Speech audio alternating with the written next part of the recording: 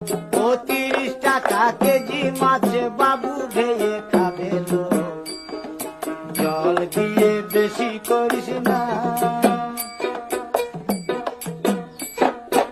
8টা বাজে দেরি করিস না।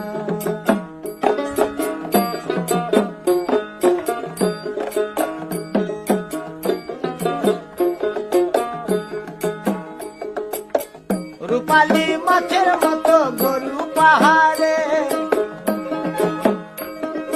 কালো দিঘির কালো জলে রূপের বাহারে, রূপের বাহারে, রূপের বাহারে।